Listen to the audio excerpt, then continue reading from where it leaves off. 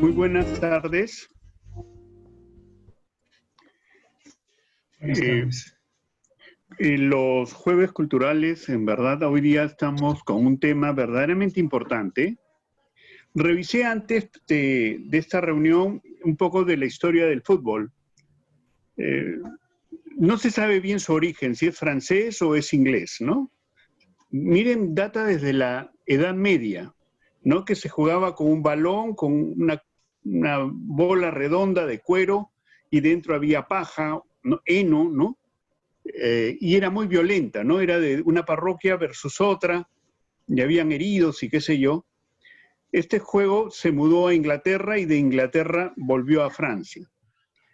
El fútbol trae pasiones y un conocedor es el profesor Gerardo Álvarez. Él es doctor en historia, estudió en México, en el Colegio de México, institución prestigiosísima, y además es experto, es sociólogo también, tiene un diploma en sociología y ha sido profesor o es profesor nuestro en nuestra casa de estudios y profesor en San Marcos. Sus trabajos casi siempre han sido históricos con respecto al siglo XX y sobre todo con el inicio del deporte. O sea, es un historiador del deporte. Y entonces para nosotros es un gusto, Gerardo, que con generosidad hayas aceptado nuestra invitación. Sabemos que tienes un libro sobre lo que hoy día nos vas a hablar y sin mayor preámbulo, nosotros te damos la bienvenida a estos Jueves Culturales de la Universidad San Ignacio. Adelante, Gerardo. Buenas tardes, muchas gracias, Enrique. Buenas tardes a todos ustedes que han tomado la molestia de conectarse y de participar en estos Jueves Culturales, donde me permitan poder compartirles las cosas que he venido investigando desde hace unos años. A ver, un poco como para ponerlos en autos.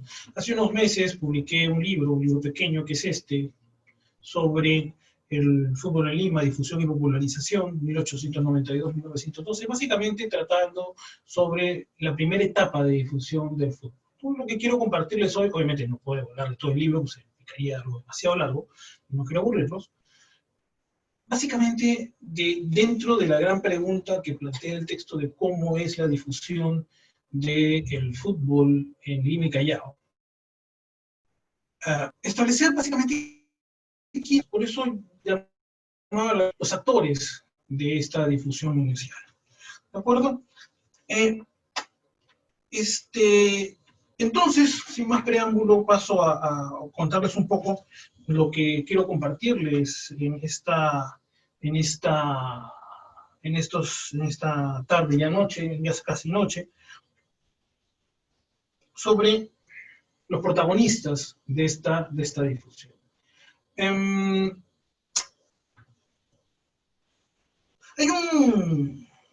Hay un aspecto que es clave para entender, para podernos ubicar en un contexto más amplio sobre lo que es la difusión del fútbol, ¿no? Primero, el desarrollo de la expansión comercial y la influencia política británica sobre la influencia política británica sobre el resto del planeta, como parte del proceso de expansión industrial de la segunda etapa de la revolución industrial. Esto, pues, obviamente va a llevar adelante la exportación de los modelos industriales británicos, pero también sus estilos de vida y entre ellos el ocio. Cuando hablamos de la difusión del fútbol fuera de Inglaterra y en particular en América Latina, vamos a encontrar básicamente casi una norma, que también se reproduce en Asia, en buena parte de Europa y en África. Pero centrémonos en América Latina, que es esencialmente que el fútbol pasa de una actividad de extranjeros a una actividad de masas. ¿De acuerdo? Donde, como veíamos, no sé si conozcan ese texto de Pablo Alabarces sobre la difusión del fútbol en América Latina, donde básicamente la presencia de ingleses, comerciantes, operarios, profesionales, funcionarios, van a traer, marineros, van a traer el juego y lo van a inocular a cada sociedad. ¿De acuerdo? Y en donde inicialmente también este primer juego del fútbol, que en Lima y Callao oficialmente se da hacia 1892, aunque hay registros anteriores a la Guerra del Pacífico, básicamente pronto va a ser compartido con los miembros de la élite local. ¿De acuerdo? Básicamente, aquellos que por una u otra razón habían ya empezado a jugar fútbol en Inglaterra. Básicamente estamos hablando de los hijos de las familias adineradas, de estas grandes fortunas que se construyen en la era del guano, o en la época de la reconstrucción nacional, que tienen la oportunidad de hacer su formación escolar o universitaria en Inglaterra, y a su regreso empiezan, ya traen el gusto por el juego y otros juegos europeos y británicos en particular, y lo empiezan a practicar aquí. ¿De acuerdo? Entonces tenemos este primer grupo, estos primeros dos grandes actores. ¿De acuerdo? La cuestión es cómo pasa desde aquí a la masificación. ¿Cómo pasa de ser un juego de extranjeros y algunos cuantos peruanos o algunos cuantos latinoamericanos, para ponerlo en una perspectiva más regional, que juegan este juego, vaya la redundancia, a ser una actividad masiva? ¿De acuerdo? Y ojo, digo masiva en el sentido de la cantidad de personas que la juegan. Porque una de las cuestiones que vi en mis investigaciones es que no se cumplía esta idea tan clásica de una actividad de élites a una actividad popular, donde el deporte pasa desde las élites a las clases populares. Este proceso es un poco más complejo. En realidad, el fútbol pasa de ser un deporte de extranjeros a una actividad de masas pluriclasista, donde las élites jamás dejan de jugar fútbol, y lo siguen jugando hasta el día de hoy. Pero además suman los otros grupos sociales, los otros actores sociales de las sociedades de Lima y Callao. ¿De acuerdo? Este patrón es más o menos similar en América Latina. No es una cuestión exclusiva de nuestras tierras. ¿De acuerdo? Entonces,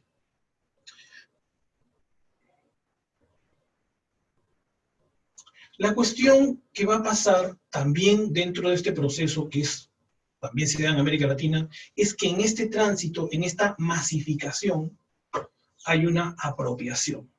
¿De acuerdo? El fútbol, que se pensaba en términos de los reglamentos que se establecían en Inglaterra, en su popularización es adaptado. Por ejemplo, no se busca una cancha reglamentaria, se busca cualquier espacio desocupado, dentro o fuera de la ciudad. No se hace equipos de 11 jugadores, tal y como lo establece el reglamento. Si son 6, 8, 10 o más incluso, no hay ningún problema. No se consigue necesariamente una pelota de cuero, se juega con una pelota de banana o de trapo. ¿De acuerdo? Y de esta forma el juego se va adaptando a no solamente el gusto local, sino a las necesidades locales. ¿De acuerdo? Entonces este es un primer trazo que hay que tener claro. ¿De acuerdo? Bien. Dicho esto, el segundo paso es empezar a entender qué características tiene, esto es, dónde se juega el fútbol en este proceso de difusión y quiénes lo juegan. Y la primera cuestión que uno encuentra, o que encontré en las investigaciones, es que existen espacios específicos sobre los cuales el fútbol se va a desarrollar. ¿De acuerdo? ¿Dónde son esos espacios? Primero, los centros educativos, a nivel escolar o a nivel universitario, en particular los equipos que se arman alrededor de la universidad, dentro de las facultades de la Universidad de San Marcos, a inicio del siglo XX. Los barrios, en diversas zonas de la ciudad, así también en los balnearios de la época, finales del siglo XIX, inicio del siglo XX, me refiero a Miraflores, me refiero a Magdalena, me refiero a Chorrillos, a Barranco, etcétera, etcétera. Y tercero es la esfera del trabajo. ¿De acuerdo? Esto es un poquito más posterior, más avanzado ya en la primera década del siglo XX, pero el esfera del trabajo se convierte en otro espacio importante para la difusión de la popularización o masificación del juego, ¿no? En particular en las fábricas, ¿no? Que van a encontrar un escenario idóneo para que se masifique de esta forma. Ahora, estos tres espacios, de los cuales especialmente me voy a centrar en los dos primeros, tienen una característica. Y aquí sí una diferencia respecto del fútbol que practicaban estas élites extranjeras y estos peruanos que habían vivido en Inglaterra. Mientras que este es un fútbol que se practican jóvenes y adultos, el fútbol que se masifica entre finales del siglo XIX y la primera década del siglo XX es una actividad eminentemente infantil y adolescente. No es un juego de adultos. Es, para verlo en estos términos, es una moda de niños que juegan un juego diferente, en este caso los deportes. Y entre los deportes, el fútbol. Porque a la par de la difusión del fútbol, está la difusión de las pruebas atléticas, carreras de velocidad, carreras con obstáculos, el trepar la cuerda, las pruebas de natación, etcétera, etcétera. ¿De acuerdo? Esto es, para entenderlo, una actividad de niños y adolescentes que empiezan a, digamos, diversificar su ocio, incorporar unas nuevas modas, unos nuevos juegos de moda dentro de su ocio, y entre estos están los deportes, diversos deportes, entre ellos el fútbol, que va a ser el que más rápidamente arraigue en el gusto popular, ¿de acuerdo? En el gusto más masivo. Ojo, no quiero decir que los otros deportes no se practiquen, ¿de acuerdo? Va a ser normal, ya un poco saliendo de la época de investigación, en las décadas posteriores, en que sea normal encontrar la idea de gente que practica varios deportes, en la medida de su disponibilidad, de su capacidad económica, de las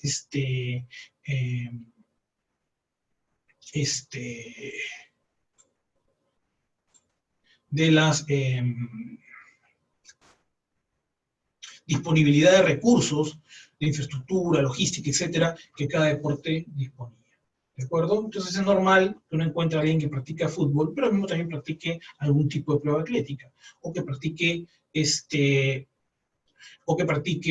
boxeo, que después del fútbol va a ser, en las primeras décadas del siglo XX, el deporte de mayor arraigo dentro del gusto en este proceso de masificación. ¿De acuerdo? Esto lo digo para entender también otra dimensión, que no es solamente el fútbol, el único deporte que va a calar en el gusto popular. ¿De acuerdo? Dicho esto, entonces, un poco rebobinando, tenemos esta figura de el fútbol que se masifica desde élites extranjeras a una actividad pluriclasista, ¿de acuerdo? Y que se establece y se empieza a practicar en diversos espacios sociales, el ámbito educativo, en particular la escuela, el nivel escolar, el ámbito de los barrios y el ámbito del mundo laboral. Un poquito después, esta área, un poquito después, ya hacia la segunda mitad de la primera década del siglo XX, finales de la primera década del siglo XX. Y esto, reitero, como una actividad eminentemente de niños y adolescentes. ¿De acuerdo?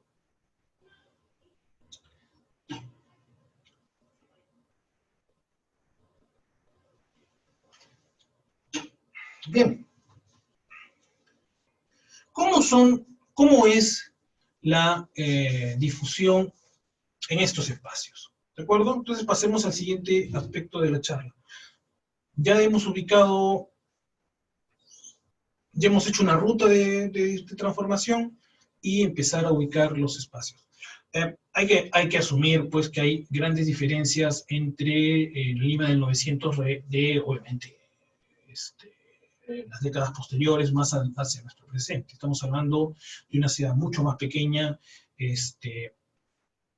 con mucha menor población, todavía más o menos homogénea, en el sentido de premigraciones, y en donde vamos a encontrar pues formas de sociabilidad donde las diferencias sociales van a ser marcadas, ¿de acuerdo?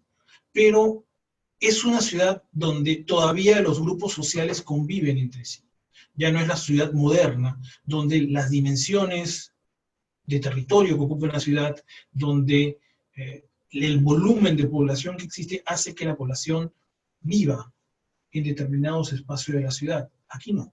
Esta es una ciudad donde, no voy a decir que todos se conocen, pero donde los grupos sociales conviven entre sí, interactúan entre sí, manteniendo sus distancias y las jerarquías sociales que existen. ¿De acuerdo? Y esto, por ejemplo, se ve claramente en la difusión del fútbol, ¿no? Los clubes que pertenecen, por ejemplo, a los colegios privados rara vez van a competir con los colegios públicos, por ejemplo, ¿no? Es difícil que uno encuentre clubes de barrio, por ejemplo, de algunos de connotación popular del RIMAC, pactando partidos con los balnearios del sur. Difícil, es muy raro. Entonces estas distancias se van a mantener. Sin embargo, la experiencia es multiplicadora, porque van a haber contactos a partir del juego entre sí. Esto va a transformarse después con la formación de la Liga Peruana en 1912, pero no es un tema al que me voy a referir porque no es parte de la sesión de esta noche.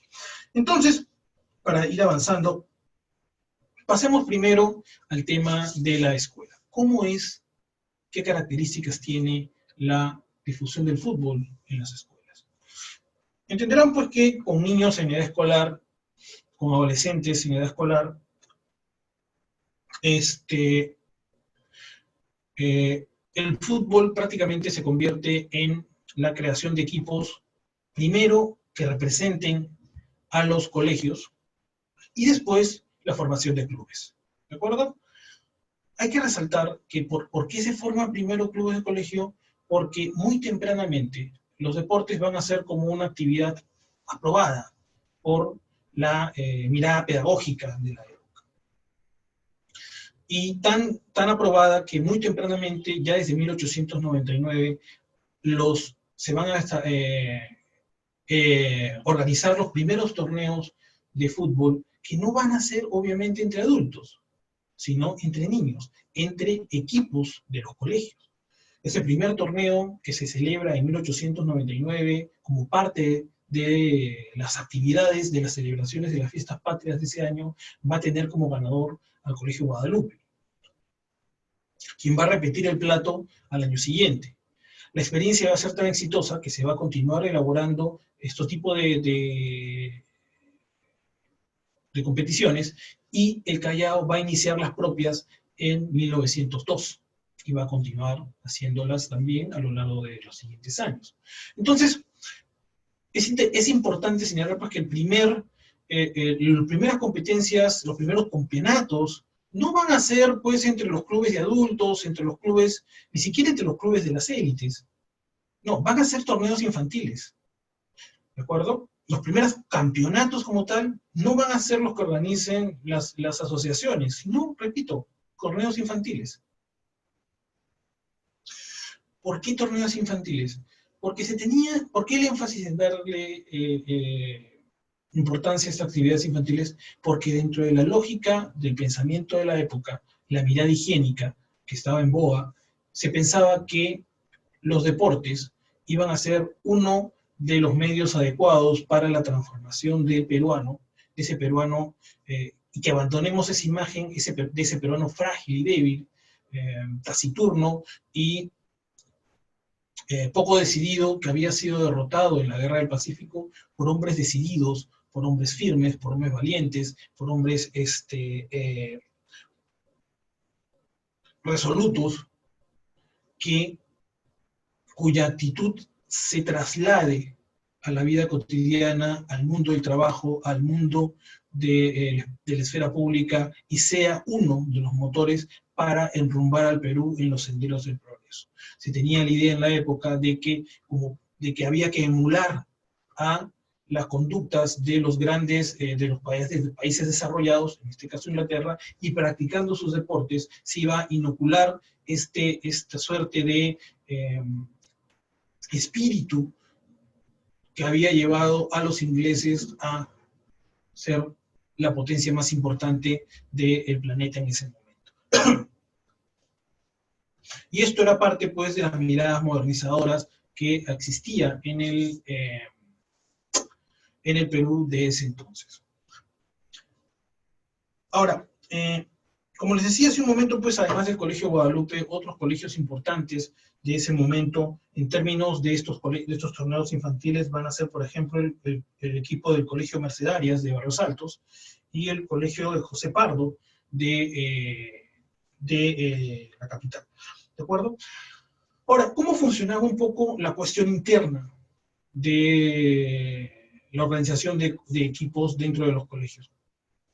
Básicamente, aquí un papel clave es, por un lado, el interés de los estudiantes, de los alumnos en las prácticas de los deportes, y entre ellos el fútbol, y por otro lado, el rol clave que van a tener los directores o preceptores, como se llamaba en la época, para impulsar las tareas de organización de los clubes. Entonces, estos directores van a facilitar una serie de recursos, digamos, logísticos o de conocimientos para crear, por ejemplo, la fundación de un club, la elaboración de estatutos, la elaboración de las primeras directivas, la renovación periódica de las mismas. Van a dar facilidades para la práctica del fútbol de parte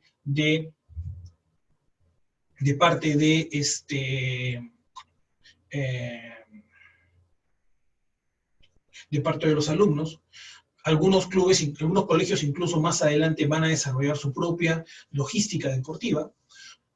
Entonces, de esta manera, pues, los preceptores van a tener un papel clave en este momento. Y eso se ve con más nitidez cuando uno ve, pues, ya casos más específicos. La investigación que realicé en este texto, me refiero en el caso de los clubes formados en los centros educativos Atlético Chalaco. Un club del Callao, quizás los más grandes recuerden a este club que jugó en la primera división hasta mediados de la década de los 80, y que fue fundado en un colegio, en el Instituto Chalaco, en 1902. Y este colegio, pues, fue formado a raíz del impulso de su director, que era Augusto Cazorla.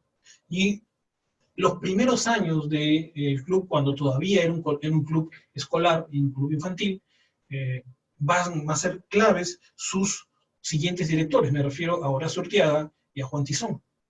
Esto esencialmente hasta la segunda mitad de la década de 1900. Ya después el club va a hacer su propia evolución hacia convertirse en un club dedicado a la esfera de la competencia. ¿De acuerdo? En esta primera etapa de difusión, cuando todavía la competencia no está organizada, solamente se limita a los torneos escolares y a algunos campeonatos organizados en fiestas patrias. Por ejemplo, el torneo de clubes del Callao va a ser el más importante, justamente el Chalaco va a ganar prestigio en él.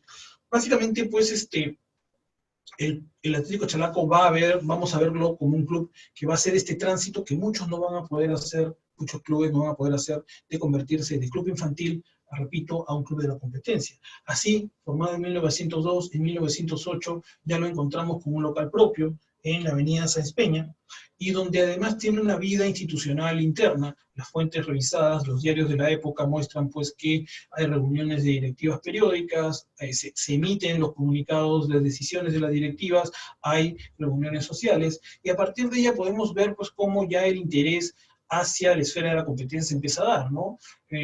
Orientándose ya no como un club que complementa las actividades educativas, esto es lo que hoy vendríamos a hacer las actividades deportivas, sino que ya es un club, reitero, orientado hacia la competencia. Cuando digo orientado hacia la competencia es que su primera finalidad es la participación en torneos o el pacto o pactar partidos con clubes de Callao primero y de Lima después. Cuando Chalaco empiece a adquirir el mayor prestigio, incluso ser considerado el equipo del Callao, hacia finales de la década de 1900, va a empezar a competir, va a empezar a buscar rivales fuera del Callao y los va a encontrar en Lima. Sus primeros rivales van a ser los clubes antiguos del Association y el Union Cricket, con quienes va a construir las primeras rivalidades del fútbol de nuestro país, ¿no? En el texto narro pues cómo estos partidos terminaban, mejor dicho, no terminaban, en donde las discusiones sobre si tal jugada fue legítima, si ese gol fue en posición adelantada o no, o la propia invasión de los espectadores al campo de juego, va pues a hacer que estos partidos se conviertan en los más picantes de la época. ¿De acuerdo? Entonces, esto nos muestra un poco cómo se va a ir dando esta difusión del fútbol, en donde, reitero, el espacio educativo es clave, pero termina siendo un espacio donde los clubes se congregan, pero independiente de su continuidad o no, va a ser como un para llevarnos a otro nivel, que es la esfera de la competencia, que se va a empezar a desarrollar más decididamente en la época de la segunda década del siglo XX, hacia 1910 en adelante.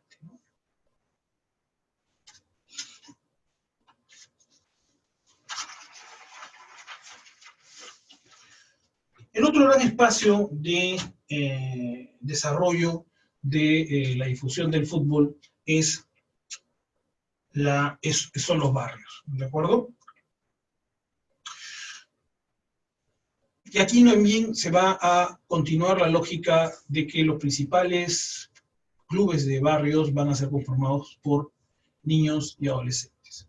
Aquí también estos clubes van a ser formados por niños, pero van a tener alguna figura de mayor, no necesariamente adulta, pero sí mayor, que funciona como apoyo para la fundación del club, la elaboración de un estatuto, el establecimiento de una directiva, la búsqueda de un local para sesionar, generalmente la casa de uno de los socios, o de esta figura mayor que influye sobre o que sugiere sobre las decisiones, aconseja las decisiones de los más pequeños en la formación del club, a ayudar a pactar los encuentros, a movilizarse en la ciudad, que por mucho que sea más pequeña, igual implicaba transitar por varios barrios dentro de la misma. Y en el caso de la investigación, pues, que he visto, hay clubes muy importantes dentro del Callao, por ejemplo, el Club Libertad, el San Martín, el Sport Bolognese, la Independencia, el Sport Sáenz Peña, ¿de acuerdo? Todos ellos, y en Lima, pues tenemos al Atlético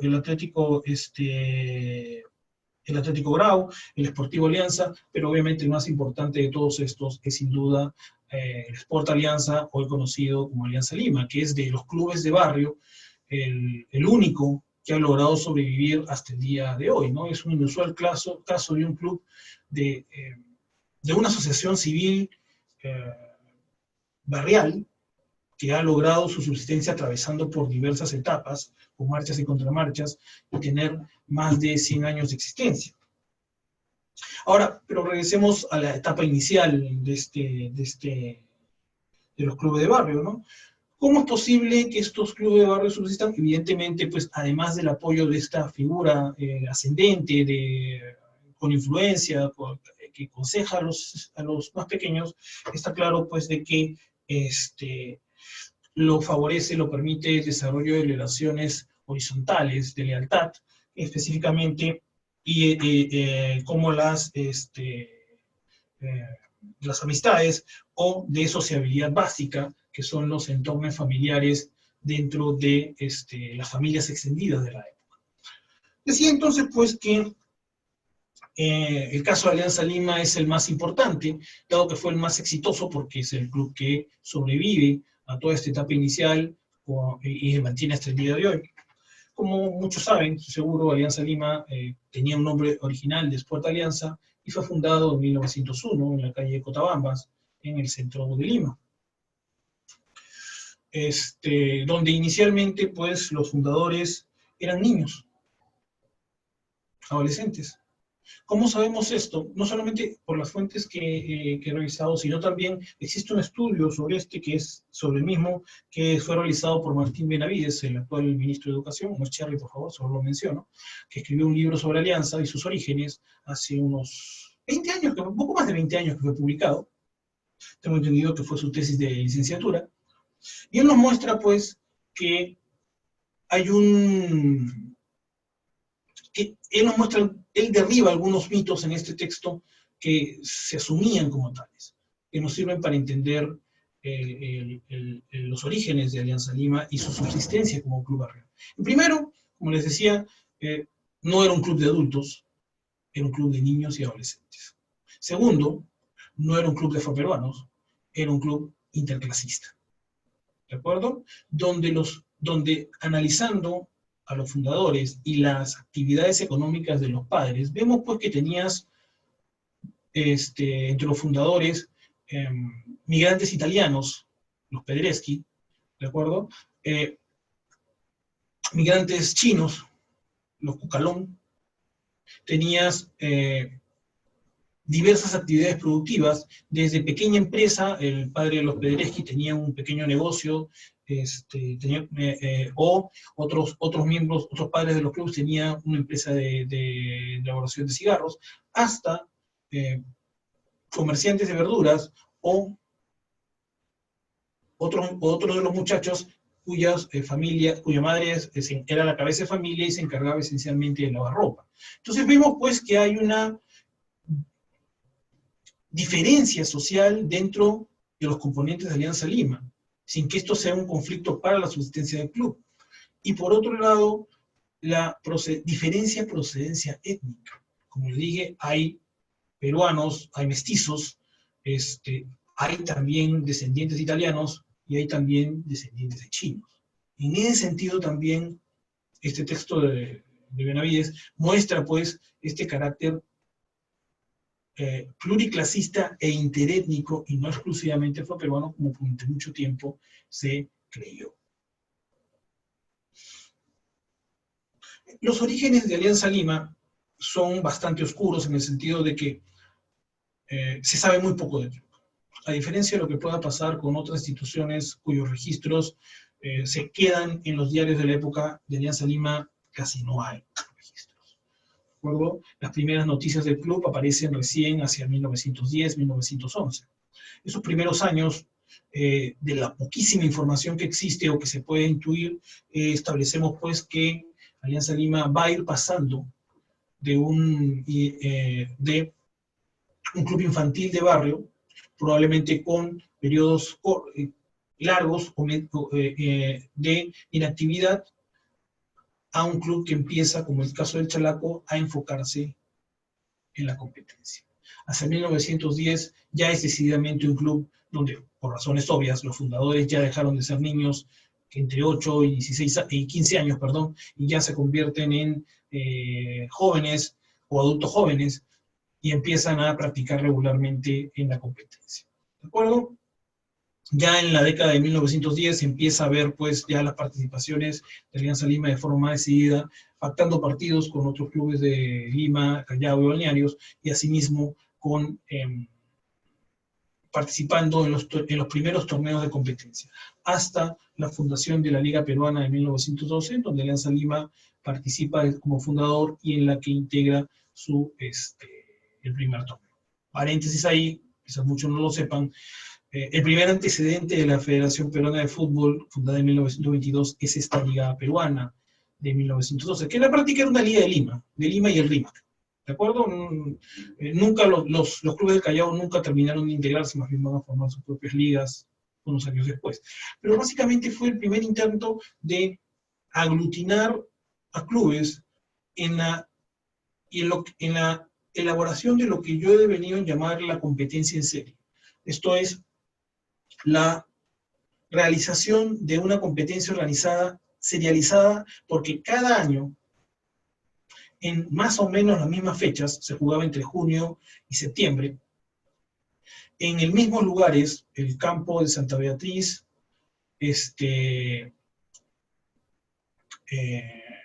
o el del o en el Círculo Esportivo Italiano más adelante, en más o menos los mismos horarios, los domingos de media mañana hasta las 6 de la tarde, se realizaban los partidos de estos campeonatos. ¿De acuerdo? Entonces, se establece inicialmente la formación de la fundación de esta liga, febrero de 1912, y hasta mayo su organización en dos categorías. Primera división y segunda división, como se organiza el fútbol hasta el día de hoy. ¿Cómo se establece qué club va a la primera división y cuál a la segunda división? A partir de los resultados que habían tenido en la competencia del último año. Entonces los clubes presentaban sus resultados y en la medida pues, que habían tenido mayor cantidad de empates o triunfos, iban a ser colocados en el primer y el segundo categoría, ¿no? Esta es la razón principal por la cual los clubes del Callao no quisieron participar. Querían tener, digamos, una cuota directa de clubes en primera división, no se llegó a un acuerdo, los clubes del Callao nunca participan en esta liga peruana. Y Alianza Lima participa en este torneo desde su fundación. Y unos años después, 1919, 1920, va a obtener el título de este torneo. Por supuesto, en este proceso el club va a adaptarse, y esto es parte del proceso de difusión, a que paulatinamente los fundadores, estos niños de 1901, ¿no? Los Pelesky, los Cucalón, etcétera, etcétera, paulatinamente abandonen la práctica del fútbol y empiecen a convocar a nuevos jugadores que van a hacerse cargo, que ya no pertenecían al núcleo inicial del club, que van a empezar a participar dentro del club, se van a vincular, se van a convertir en socios, esa era la forma en cómo se organizaban todos estos clubes, y van a participar en el club, cambiando el matiz de los fundadores originales hacia un club que se empieza a priorizar la competencia. Esto es, empezar a buscar jugadores que tengan un mejor rendimiento, mejor calidad para las exigencias de la competencia. Pero aún hasta ese momento manteniéndose como un club pluriétnico. La conversión de Alianza Lima como un club afroperuano va a sucederse a mediados de la década de 1920, segunda mitad de la década de 1920. ¿De acuerdo? Bien, para ir terminando y cerrando ya esta sesión, un poco recapitular un poco las ideas que les he compartido y ver si pasamos a una ronda de preguntas. En primer lugar, pues entender que esta difusión del fútbol, donde hemos querido identificar los actores, es esencialmente una transformación que se da en América Latina de élites extranjeras y algunos grupos de peruanos que aprendieron a jugar al fútbol en Inglaterra a un proceso de masificación. Pero esta masificación no es necesariamente popularización en el sentido de apropiación exclusiva de las clases populares, sino que se convierte el fútbol en un fenómeno pluriclasista, donde todas las clases sociales van a practicarlo. Ahora, eso sí, un deporte esencialmente masculino. ¿De acuerdo? En este momento los deportes claramente van a ser deportes para hombres y deportes para mujeres. En donde poco a poco, pues en el transformarse en un club, en una práctica, en un deporte, en un juego, en un ocio pluriclasista, va a ser una actividad que básicamente va a recalar en niños y adolescentes.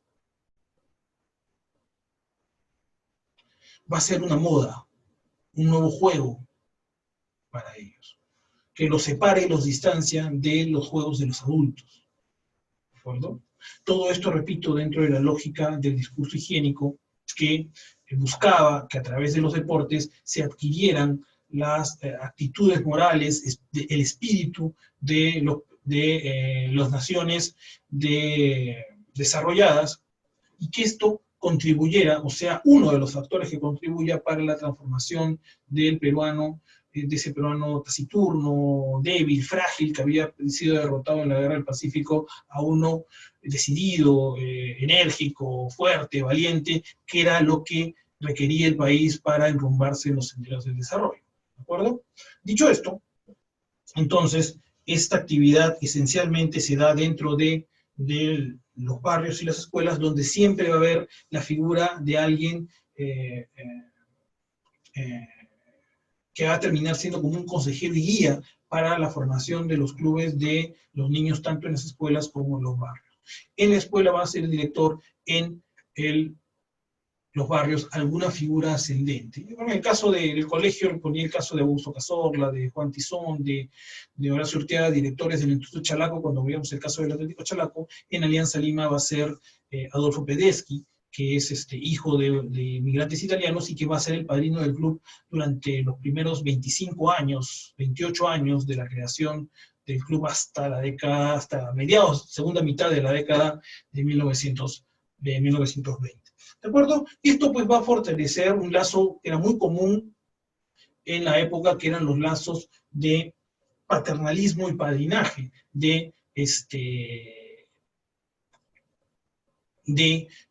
muy típico de las sociedades de la época, ¿no? Entonces,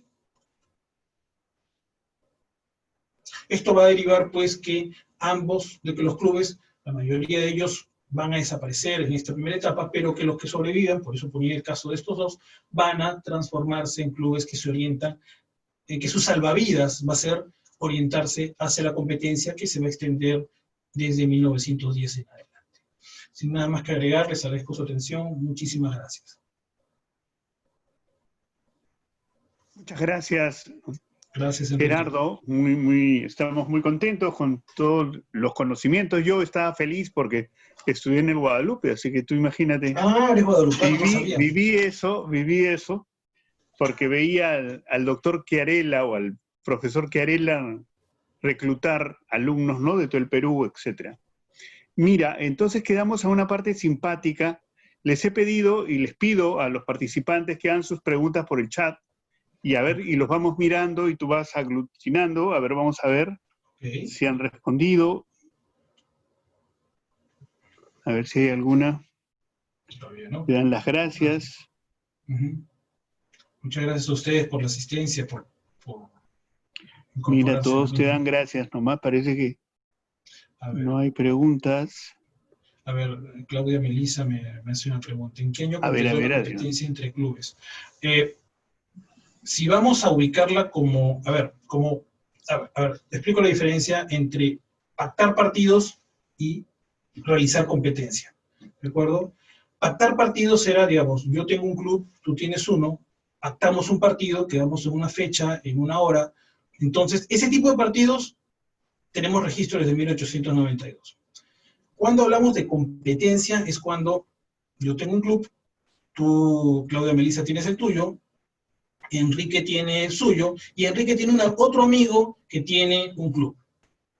¿De acuerdo? Entonces, ¿qué te parece si un domingo jugamos entre los cuatro, o durante 2 domingos, o 3 domingos, y vamos a entregar un pequeño trofeo al ganador? Esas competencias se empiezan a realizar aproximadamente desde 1910. Aproximadamente. El primero de estos torneos importantes es uno que se hace en 1910, cuyo objetivo era lograr recaudar fondos para construir un monumento para Jorge Chávez, que había fallecido después del accidente cuando intenta cruzar los Alpes italianos. ¿De acuerdo? Entonces, básicamente, hago esa diferencia, ¿no? Pero sería, pues, la competencia en 1910. A ver, Darwin Guamán, ¿qué hace que el fútbol sea más popular que otros deportes? Es la eterna discusión de muchos especialistas, ¿no? Muchos dicen que es porque el fútbol es el deporte más fácil. Yo no creo eso. Yo creo que el deporte más fácil es, no sé, Darwin, imagínate que nos juntamos tú y yo en una esquina y decimos, a ver, quien llega más rápido a la otra esquina, gana. Más fácil que eso, no puede haber. Yo creo que el caso del fútbol me parece que si tengo que explicar por qué hace que sea más popular que otros deportes, creo que es, por un lado, porque logra construir identidades.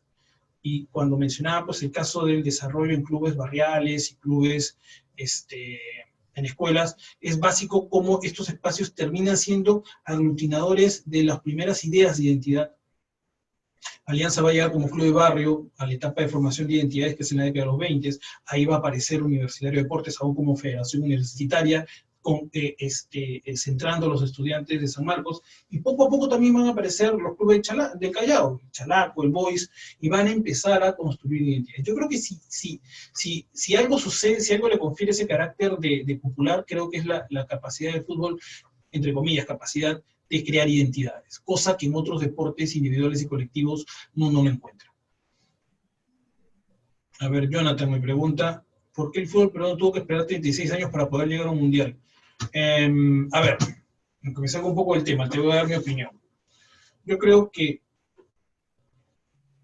en el Perú, por un lado, la crisis económica de los 80s hace que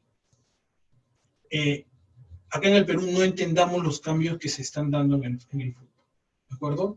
Y sigamos manteniendo modelos obsoletos para la formación, por ejemplo, la formación de jugadores.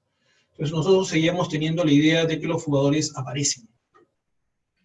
Cuando ya desde los 70s, ante la revolución física, el futbolista, no se voy a decir que se inventa, pero requiere un acompañamiento desde joven para formarlo físicamente, fortalecerlo. Hoy es impensable que en los clubes la formación de jugadores no pase por un trabajo nutricional, de vitaminas, de que tengas un departamento médico que pueda curar enfermedades complejas. Mire el caso de Messi, al quien le dan un tratamiento especial para que crezca. Entonces eso es impensable, eso es algo que en el Perú no se hacía en los 80. Entonces hay una serie de factores que no se entiende. Por ejemplo, la importancia de la generación de ingresos económicos para fortalecimiento de los clubes. Y primero para eso tenías que fortalecer clubes. Aquí hasta ahora los clubes son frágiles. ¿De acuerdo? Para competir valga la redundancia, en la nueva competencia necesitabas mejorar tus presupuestos y a su vez generar un uso eficiente del dinero. Pero aquí, como es sabido, no se generaban ingresos y cuando se generaban, muchas veces las directivas terminaban malgastándolo o simplemente robándolo. Entonces, por ahí tienes un filón de por qué no llegamos a los mundiales. Segundo, la transformación del fútbol de ser un juego de espectáculo a un negocio. Y como todo negocio, necesitas establecer tu modelo de negocio. ¿Cómo va a ser el modelo de negocio del fútbol peruano? Cómo ese modelo de negocio se va a estructurar a partir de los clubes de primera división, en segunda división, en Copa Perú. ¿Cómo construyes todo ese modelo para que esto sea rentable? ¿Se pensó eso durante esos 36 años? No. Sube un tercer aspecto. Dado el grado de desarrollo del fútbol, implica que necesariamente tú tengas una infraestructura, logística y recursos humanos capacitados para que tengas un desarrollo tanto institucional, pero también deportivo del mismo. ¿De acuerdo? Por ejemplo, ¿cuántos clubes empezaron a invertir en sus departamentos médicos?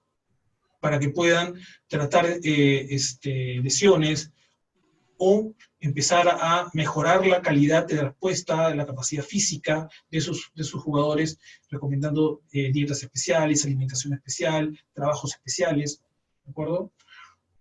¿Cuánto de los equipos empieza a tener en estos 36 años áreas especiales de manejo económico y financiero del club? Estableciendo presupuestos, estableciendo una política de compra de jugadores, de venta de jugadores,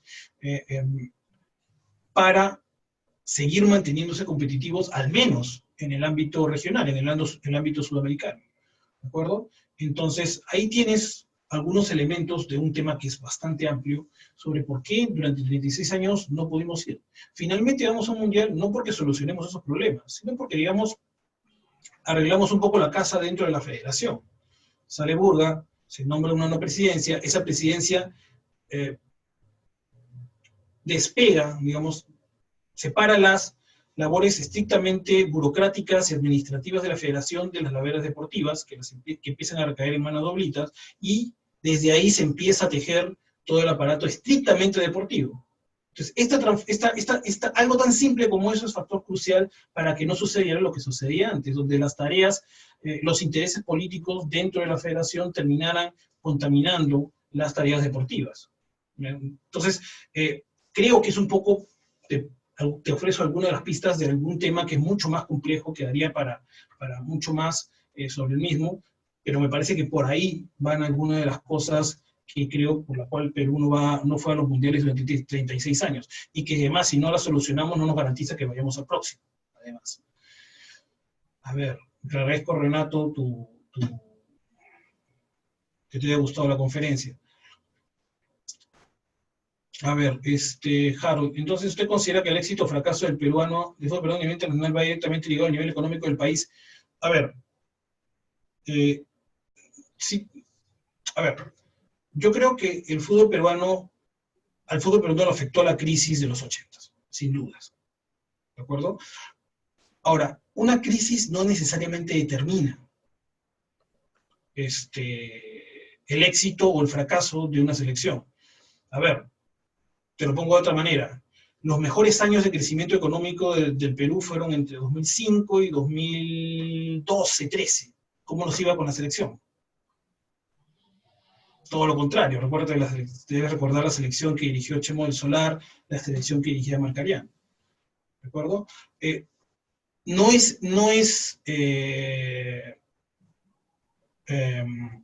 está directamente ligado porque puedes generar mecanismos para que institucionalmente el manejo de la selección sea diferente, captando recursos a través de auspiciadores, a través de contratos de sponsorización, a partir de la venta de derechos televisivos que te permitan que aunque un país pueda ir mal económicamente, financieramente la selección le puede ir bien, o al menos de una forma estable, que le permita competir, ¿de acuerdo?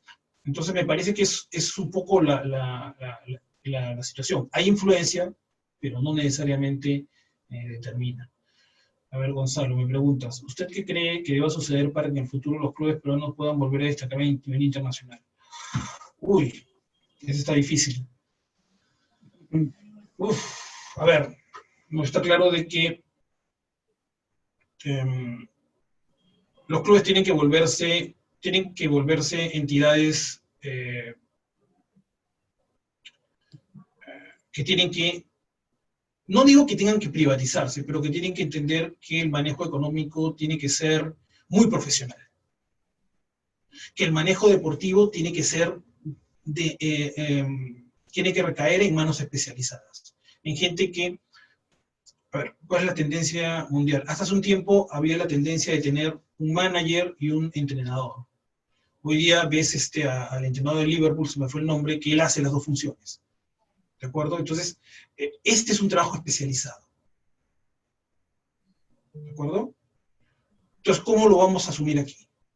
Entonces, definitivamente, y otra cuestión, para ese tipo de cargos no basta con la experiencia de haber sido futbolista o la experiencia de que he sido dirigente, no, para eso se estudia. ¿Me dejo entender? Para ser manager, para ser administrador del ámbito del fútbol, tienes que llevar algún MBA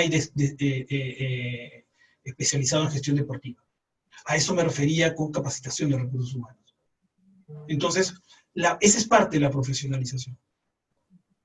Ya no es entregar tu división de menores a un exfutbolista, por muy brillante que haya sido, si no tiene formación de entrenador para divisiones menores. Y hay que hacer un curso para eso. Entonces, te reitero, el tema de profesionalización de recursos humanos es otro aspecto. ¿De acuerdo?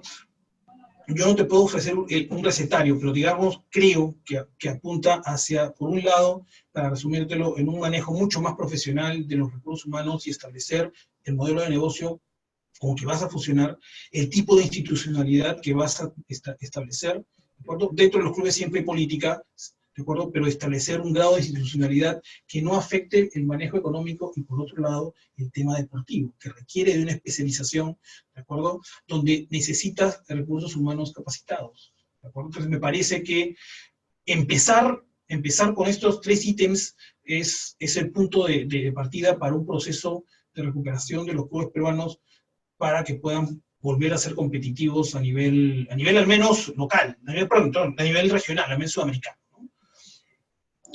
Gerardo, la última pregunta, te robamos un minuto de tu tiempo. Ya, pero habían varios que habían, pero habían dos preguntas más. ¿Cómo la engloba? A ver, ¿usted qué cree que va a suceder para que en el futuro, a ver, la última, perdón, se queda uno, le Renato, ¿por qué los jugadores peruanos no pueden triunfar en el extranjero? Tema psicológico, tema de cultura. A ver, yo creo que es un tema de cultura, psicológico y de profesionalismo. Por ejemplo, en Argentina, que es un país que tiene mucho éxito en esta tarea, los chicos van a la octava, a la novena o décima de Newell's, de River, de Boca, de Racing, de Independiente, de Estudiantes, a los 13, 14 años. A los 13, 14 años salen de sus casas a vivir en el club. Ahí se acabó la mamitis, se acabó el estar aglutinado o protegido por el barrio, por los amiguitos. No. Ahí es donde empiezan a desarrollarse como profesionales, dentro del club, entrenado por otros profesionales, por supuesto. Algo no muy diferente pasa en Brasil, con las escuelas de fútbol, ¿de acuerdo? Algunas privadas, otras asociadas a los clubes. También es una figura más o menos similar. Quizás no van a vivir al club, pero el club ocupa buena parte del tiempo del chico. Entonces llega a los 13, 14 años y empieza ya a hacer una vida. Entonces cuando llega a los 16, 17 años, ya vivió 4 o 5 años fuera de su casa y está mejor predispuesto para ir a Europa. Uno, porque ya saben cómo es el profesionalismo y ya se acostumbraron a estar fuera de casa. Entonces, no digo que todos, pero les permite facilitarse más el proceso de adaptación. Además, tienes múltiples experiencias de éxito. Para ligas de todo tipo, para los que fueron exitosos a nivel de los principales clubes de Europa, pero también exitosos aquellos que, pues no todo el mundo puede jugar en el Real Madrid o en el Bayern, aquellos que se van a ligas de segundo nivel como Bélgica, Rusia o Polonia y terminan haciendo carreras profesionales exitosas. No que se fueron 6 meses y se regresaron, se quedaron 5 años, 8 años e hicieron una carrera profesional de 5, 8, 10 años en Europa.